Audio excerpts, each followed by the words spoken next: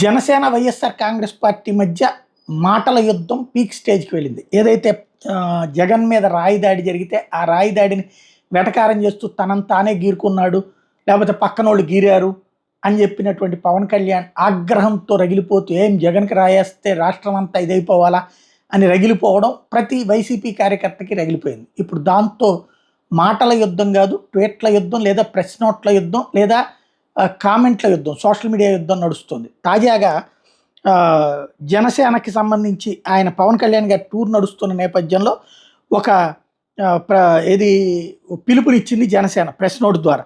జనసేన అధ్యక్షుడు పవన్ కళ్యాణ్ గారి విజయబేరి యాత్ర నేటి నుంచి నిరాటంకంగా కొనసాగుతుంది.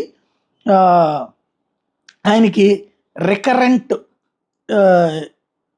ఇన్ఫ్లుయెంజా కారణంగా ఊపిరితిత్తులో నెమ్ముజేరి రోజు ఏదో ఒక సమయంలో జ్వరంతో పవన్ కళ్యాణ్ గారు బాధపడుతున్నారు. ఆయన ఆరోగ్య పరిస్థితి కారణంగా క్రేన్ గజమాలలో ఏర్పాటు చేయొద్దు, అదేవిధంగా కరచాలనాలు ఫోటోల కోసం ఒత్తిడి చేయొద్దని మనవి.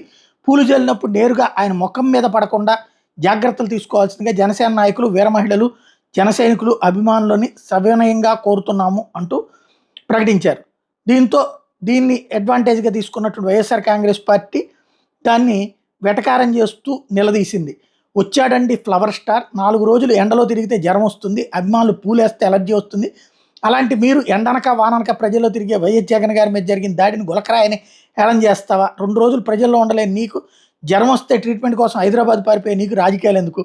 పోయి రిసార్ట్లో రెస్ట్ తీసుకో, జనసేన పార్టీ కార్యకర్తలకు ప్రజలకు మీ బాధ దప్పుతుంది అంటూ వెటకారం చేయడం ప్రారంభించారు. దీని మీద జన సైనికులు తీవ్ర ఆగ్రహం వ్యక్తం చేస్తున్నారు.